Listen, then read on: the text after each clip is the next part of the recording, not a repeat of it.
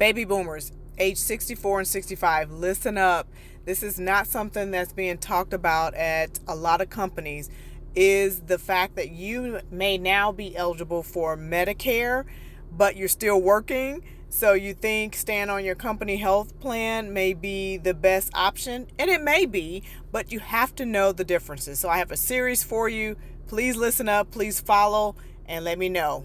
Just to get started, I've been in the HR profession for over 23 years. I work for a Fortune 500 company, and like many others in my field, I realized that I had not really considered all the challenges that employees face after retiring.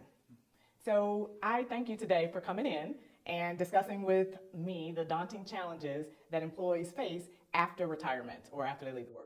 Well, thank you, Rosalind. It's my pleasure. And I'll introduce myself as well. Hello, I'm Nolan Ebbinghaus. I'm the Outreach Coordinator for Hovis & Associates, an integrity company, and I'm pleased to be partnering with Retirement Transition Planning to help them in their efforts with marketing and communication. Thank you so much. So really, what we want to get into today is the current state of HR with regards to employees nearing retirement.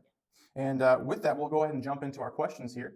Now, looking back at your HR career, what are some areas that you would have focused on more to help those employees who are nearing retirement? Yeah, so looking back now, there was a lack of awareness, at least on my end, and maybe others in the field as well. We have had major benefits plans that we have to roll out as a company, so sometimes we get really involved in that we don't focus on other things or retirement plans as we should. So just helping employees get informed, better informed about all of their options would be something that I would change.